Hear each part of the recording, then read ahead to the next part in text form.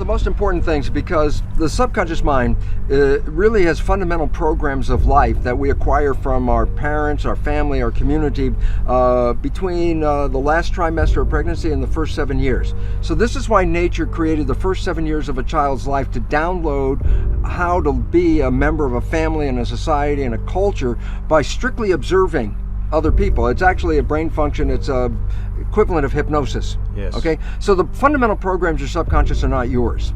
The conscious mind is yours. That's the creative mind. Well, the issue is that the conscious mind can travel in time. What are you doing next week? Yeah. Your mind lets go of the moment, goes to next week. What'd you do last week? Let's go of the moment, and you move into last week. Or I say, Ty, think of something in your head. And the moment you're thinking, you're not paying attention. Well, this is what the function of the subconscious comes in. When you're not paying attention, you go to autopilot. So it's not like you're walking down the street and you have a thought and then stop. Like that. No, you continue walking. Yeah, but you're not paying attention. So it's a subconscious that does all the jobs from walking to driving the car. And so why is this relevant?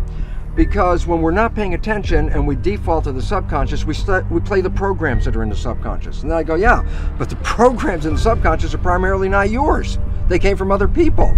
And most of them, as psychologists tell us, most of the programs we get are disempowering, self-sabotaging, and limiting. And the relevance about that is this: if I'm going to play those programs, then by definition, I'm going to be shooting myself in the foot. The reason why you play the subconscious programs is because the conscious mind's engaged with thinking, which is 95% of the time or more. And that means 95% of your behavior is invisible to you. And why I really wanted to emphasize this so much is this: because we believe we're victims. Oh, I really wanted to be successful. I wanted to be healthy. I wanted to have a great relationship, and it's not working out. Yeah. And then you say, well, that was my intention, and it's not working, so therefore the world's against me. And then we go into victims like, God, I really wanted it and it didn't happen. And I just wanted people to wake up, because it basically is this: it's not the world against you at all. The world will give you everything. The issue is you're not operating from your conscious mind, except 5% at the most. And so your life is really a reflection of your subconscious programming. Yes. Now you say to me, well, I got programmed from the last trimester of pregnancy, first 7 years, so I was being programmed when I was 1 and 2 and 3. And I go, absolutely. And you say, but what were the programs? I wasn't there. I have no idea what the hell the programs are. And I go, here's the neat part. 95% of your life is coming from the subconscious. So all you have to do is look at your life and just look at it and say, for what? I say, what comes to you that you want and it comes to you easily, you have programs to allow that to happen. But what you struggle with, what you work hard on, what you have to put a lot of effort into, why are you working so hard? And the answer is simple: because you have an invisible program that is sabotaging you from that point. So now all of a sudden you say, well, what do I need to change? I say, well, look at your life. Yes. And tell me what you're having trouble with. Yeah. Because that's the direct expression of a program that's not supporting you. There's always been a belief that the conscious and the subconscious minds are one and the same. So if I educate my conscious mind, then my subconscious mind should automatically know what the heck I just did. Yeah. Right? So then I say, well, yeah, guess what? How many self-help books did you read? And I go, oh, I read all these self-help books. I say, now that you read them, did your life change? And the answer is, no, not really. But I'm really smart, because if you ask me any questions about the self-help book, I can answer it. I say, well, what's the issue? And the issue is this: the conscious mind is creative. So yeah, I could read the book. I could watch this video with you in it. I could even just go, aha, and the conscious mind could accept that and learn it. But the subconscious mind does not learn that way. And that has been the problem, because we educate the conscious minds, get really smart, and our life stays exactly the same as it is. And the issue is why? Because it doesn't translate from the conscious to the subconscious, because the subconscious learns in, well, 3 to 4 fundamental ways. Number one, the first way it learned 7 years was hypnosis, because the brain was operating in a low vibrational frequency and just downloading what it saw. After you're 7, how do you learn? Habituation. How'd you learn the ABCs or the times table? You had to repeat it and repeat it and repeat it, and finally you got it, and then you know how to do it. You want to drive a car? You have to practice and practice, and then you learn how to do it. So if you want to change the subconscious mind, hypnosis is number 1, that works. Number 2, repetition, habituation. Yes. Create a habit. And at first it seems like a struggle because it's new to the subconscious mind, but hey, you didn't learn ABCD the first time you said it, you had to do it again and again. But after you do it for a repetition period, it will be so natural that if you're not doing it, your subconscious mind go, hey, what's happened? We're not doing it. Yeah. So that's really good. We overcome that. A third way, which is very, some people get it and it's very powerful, but I wouldn't recommend it, is tremendous emotional shock. Boom! Something happens in your life and it's so dramatic that after that moment, you're not going to be the same person. The subconscious got it right there, okay? Yeah. And the newer one and the better one is a whole new field of belief change modalities, which are also associated with what's called energy psychology. Yes. And these are wonderful because basically it's a form of super learning.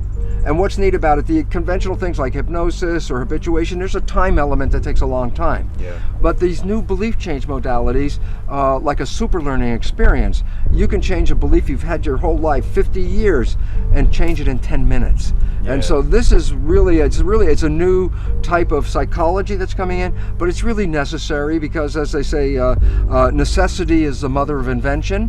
Yep. We're running into a world that has a lot of necessity to change very, very quickly. So we're really happy to see that there are ways of changing without going through all that anxiety and stress, and we can do it really quickly. My favorite one is the one that I use because I'm the most familiar with it, but there's many of them in my books. I give a whole list, but the one I use is called Psych-K, like the abbreviation of psychology. Yeah. It actually represents psychological kinesiology. Yeah. And it's an exercise where you get your right and your left brain hemispheres to work in harmony, which they don't do on a normal day-by-day basis.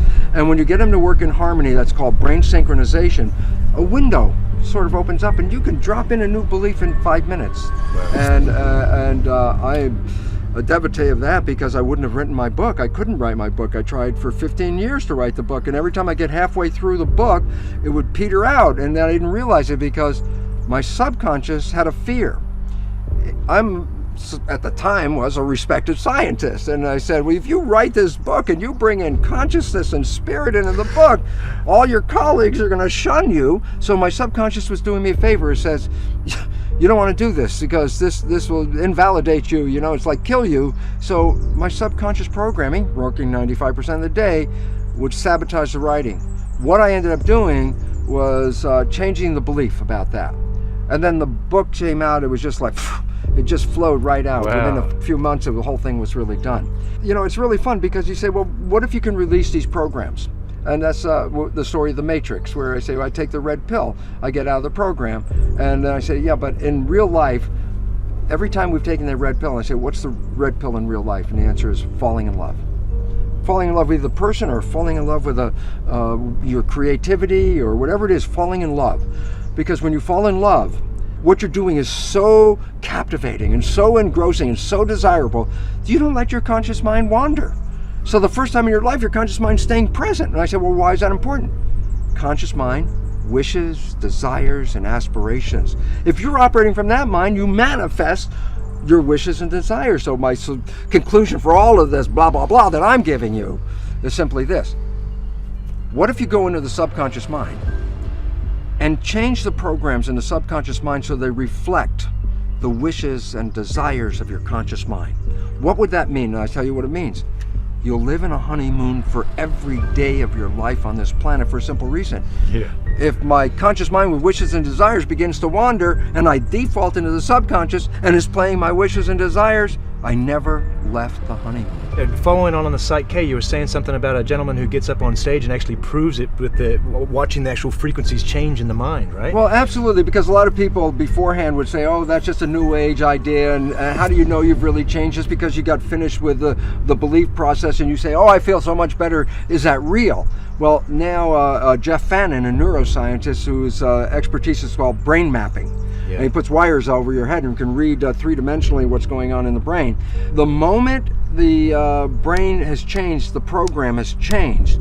You can see it on the screen. So he generally puts like a person up on the stage and puts the wires on and says, okay, now we tested your belief and you don't have a belief in this, and now let's put in the new belief.